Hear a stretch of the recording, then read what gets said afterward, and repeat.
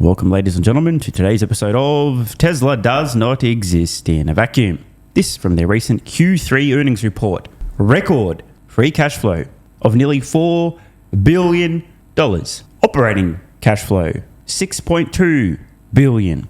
A $4.9 billion increase in cash and investments, now sitting at $41.6 billion. Meanwhile, AJ over on X posting this today, latest on BYD, the Tesla killer. Remember, Tesla being crushed by BYD, BYD outselling Tesla, and so on. The same BYD, by the way, that we've learned fairly recently has been entirely dumped by Warren Buffett. No longer owns any BYD stock. So we just saw Tesla's free cash flow, call it $4 billion for the quarter, versus BYD negative free cash flow of $3.533 billion. That's roughly a $7.5 billion difference between the two companies in a single quarter. One put $4 billion in the coffers and one drained them by over $3.5 billion. Let's read what AJ had to say. BYD has lost a total of $10.3 billion year to date. That's according to filings released today. The company reported negative cash flow of $3.5 billion in Q3, which brings its total 2025 cash burn in the first 9 months to $10.3 billion. The post continues. Excluding supplier financing, AJ says his research shows that BYD has never generated excess capital on a cumulative basis. In other words, the company remains lifetime cash flow negative. So remember, I said and have been saying for more than half a decade now, Tesla does not exist in a vacuum, and they are dictating terms in the EV industry. You will not find better value for money than a Tesla. I've also been saying for quite a while, no company on earth other than Tesla is actually making money selling electric vehicles to consumers at scale. There's zero companies, unless the name is Tesla, mass producing electric vehicles, making money selling them to consumers. I'm going to say that one more time. Tesla is the only company on earth making money selling electric vehicles to consumers at any reasonable volume. When I say they are dictating terms in the industry, I mean it. If Tesla wants to introduce an even more compelling product that's even more affordable, for example, let's just say hypothetically the Model Y standard, the Model 3 standard, they do. They sell. They make a profit. And any other company trying to compete with Tesla and keep selling vehicles to consumers has to follow prices down. Otherwise, they're not going to sell vehicles. And BYD, if this is the best they're sending and they're losing billions of dollars per quarter, good luck. Now, sometimes they say desperate times call for desperate measures. In case anyone happened to miss this, just a really short clip from a video I posted back in June. We'll just watch the very first second or two. So basically, the conclusion is that BYD has been selling cars at a loss. The company has been losing so much money that it will bust like Evergrande. So today I want to walk you through it, and you will see exactly how BYD has been cooking its books by faking profitability and covering up a massive liquidity crisis. Now, if that wasn't enough to make you wonder, go back almost a year prior to that, August 2024. More data from AJ here. I titled this video, BYD on verge of catastrophe. A year later, we learn apparently they're cooking the books and faking profitability, and now we learn they're burning catastrophic amounts of cash. But at the time, what I was focused on here, BYD's cash balance collapsing. And I do mean collapsing. In the fourth quarter of December 23, they had over $15 billion. In one quarter, that declined to 12.1. They lost $3 billion. Remember, Tesla's cash balance in excess of 41 billion as I record this. Then, March to June, a single quarter, they go from 12.1 to 7.3. Now, of course, if you are burning this amount of cash, you can simply raise capital. There's other options as well. It doesn't mean it's the end of the company. It's not a great trend though. And exactly 2 years ago to the day, again, AJ on the ball with the facts. The title of this chapter in my video featuring this was BYD in serious trouble. So 2 years ago, BYD's third quarter financial report revealed a significant downturn in free cash flow. They went from 4.8 billion positive to negative 2.6 billion. And again, the most recent quarter, 2 years later, now at negative 3.5 billion. In other words, the writing has been on the wall for some time. How exactly is this happening? I thought BYD was outselling Tesla. I thought BYD was really smart and had so many different variations and models that every possible consumer on earth would want one of their products, because that's the smart strategy, right? Lots of complexity, lots of choices, lots of models. This is what all the experts continue to tell Tesla they need to do, right? Your products are stale because they have the same name they did 10 years ago, 5 years ago, even though it's totally different and vastly superior. What did I have to say back then? Just a couple of months ago.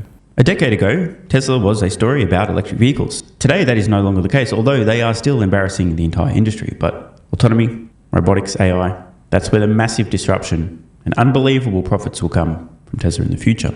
That said, it is still quite remarkable to watch Tesla run circles around not just the traditional automotive industry, the legacy automotive industry, but even their so-called competition in the world's most advanced and largest vehicle market in China. Here are the top 20 car sales, specifically in Beijing in the first half of 2025. Do you notice something? Technically, only 14 vehicles on this chart, not the full 20, but there's a cluster. Number 2, 3, 4, 5, 6, 7, 8, 9, 10, 11, 12, 13, and 14. All fairly closely clustered, nestled between the place above and below. In other words, it's a pretty tight group, except for the number one selling vehicle, which is towering over everything else. That, of course, is Tesla's Model Y.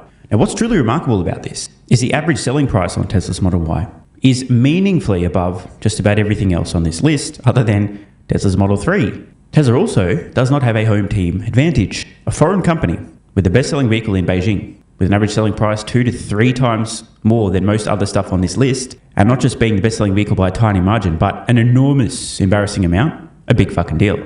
And as I mentioned earlier, I could count on a one-fingered hand the number of companies making a profit selling any vehicles on this list. That would be Tesla. You will occasionally hear people suffering from DMF syndrome today, claiming that the competition has caught up to Tesla, they've exceeded Tesla, there's better companies producing electric vehicles than Tesla, blah, blah, blah, blah, blah. Yet still today, you see shit like this, where Tesla, in BYD's backyard, is outselling them by a massive margin with a vehicle 2 to 3 times higher than the average selling price of some of BYD's vehicles. And Tesla's actually making money doing so. It is still true in 2025 to say that Tesla's so-called competition needs a telescope to see them. Now, to BYD's credit, they are selling a lot of vehicles, including, unfortunately, a lot of trans EVs, aka hybrids, aka fake electric vehicles. We know what's under the hood, buddy. An ICE engine. You ain't fooling anyone. This is a remarkable feat. Of course, BYD has an enormous amount of complexity in their business. But I'm going to repeat this. Tesla's the only company that I'm aware of on the planet today making a profit selling electric vehicles in 2025. So that's what I had to say earlier this year. I've actually been quite consistent over a number of years. I really do hate to be that guy. Actually, I'm just kidding, bro. I love being that guy. I am that guy. I was born to be that guy. But I told you so. I've been telling you so. Remember 5-6 years ago, my earliest content? What did I say? Quote, Tesla has won the fill in the blank. Anyone remember? Decade. Tesla has won the decade. It was obvious then. The penny yet still hasn't dropped for most people. Imagine trying to compete with Tesla. Just imagine trying. BYD doing their best. And they are burning money. AJ summed up Q3 2025 quite succinctly. BYD generated less revenue than Tesla in Q3. BYD's revenue, 27.1 billion, which was down 3% year over year. Tesla's revenue, 28.1 billion, up 12% year over year. BYD's cash flow, negative 3.5 billion. Tesla's cash flow, positive 4 billion. BYD sold 1.1 million vehicles. Tesla, roughly 500,000 vehicles. AJ asks a valid question. Can you see why vehicle sales volume is a rather retarded metric? I might have misread what he said, but I think you get the gist. And just to be clear, Tesla's dominance continues. 2025 is likely to be the third consecutive year in which Model Y is the world's best-selling vehicle. Latest data out of China, September 2025. Anyone want to guess who's number one? Yeah, you knew. Model Y. Importantly, the second best-selling electric vehicle, the Wuling Hongguang Death Machine on wheels, is an ultra-compact, extremely unsafe, micro vehicle that you could literally fit in your fucking handbag. And that's not to diminish the product. There's a market out there for it. But this thing is a few $1,000s. It doesn't manage to take out the top spot. Then, of course, you do have a few BYD vehicles in there. And number 4 and 5 and 7 and 8 and 10 and 12 and 14 and 22. And I'm noticing a lot of complexity here. And in case you think September was an anomaly, March, number 1, Model Y. Imagine that. Number 2, you guessed it, the Wuling Mini. Now, roughly a year ago, I spoke to Sam, the Electric Viking. Great conversation. Hope you guys all checked it out. Very enjoyable. The subject of BYD came up. Now, I want to underscore, as I record this, BYD is technically the second most successful EV manufacturer on Earth. The most likely to survive, yet they are truly burning catastrophic amounts of cash, despite, I'll add, having what I believe to be a very profitable battery supply business that's been supplementing their loss-making EV business. And before we watch this clip, I just want to remind everybody that complexity appeals to stupid people. Chinese companies, which ones do you think are the best? Like top three? Well, I haven't driven any Chinese EV, so I can't speak from personal experience. I think BYD are doing well, but it's embarrassing how many vehicle models they have to be comparable to Tesla in total revenue. I don't think that they have a great sustainable business strategy. I think they'll probably be okay, but it's a shit business. They have paper-thin margins. They got in China alone, I think they had, for them to do roughly the same amount of revenue in China as Tesla did. Tesla's got 2 models, the Y and the 3 in China, doing all the heavy lifting. BYD had like 18 or 19 different models for approximately the same revenue, selling those vehicles for half or a third the cost of a Tesla. That's not good. The fact that a company can be selling just 2 products for 2 or 3 times the cost of your average vehicle in home country and matching your revenue with a lack of complexity, 2 vehicles versus 18 or so for BYD. You've got to think about the supply chain, the parts, all the things that create complexity and the lower economies of scale because there's less parts in common, less processes in common. There's so much variety. So BYD is doing great in terms of total volume, but I don't like their business strategy at all. Imagine if Apple had like 27 different models of iPhone. Yeah, there's too many models. What are you doing? There's I've said that many times. Complexity in the business. Way too much. BYD could be doing so well if they just tried to nail one vehicle in each category at a low price point. They would kill it. And from a business point of view, not only could they make a better product for consumers, but they benefit more from being able to order parts in bulk and have lower costs. But instead, they've got like the we'll just do everything at once strategy. What do you think? Energy division? It's a good idea. That may in fact be one of their saving graces.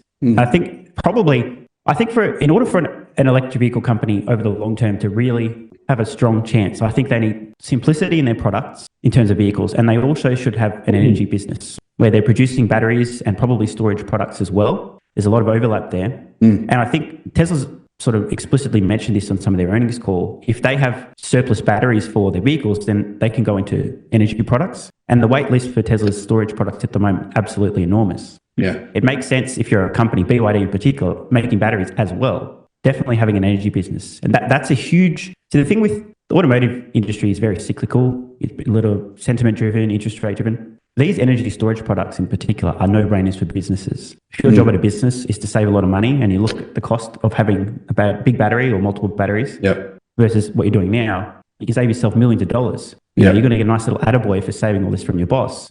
It's an absolute no-brainer. And so even during tough economic times, if you've got storage products as well, and importantly, if you're producing batteries you can sell to other companies, that's a great business. But yeah, I'm not a big fan of BYD's automotive strategy at the moment. There's way too much complexity and way too many products. It is complex. I agree with that. They're obviously doing very well with the other side of the business, the energy division, as is Tesla. Do you think Tesla's energy division will continue seeing the kind of growth it's seen? I think it's going to actually increase their growth in energy. What are your thoughts on that?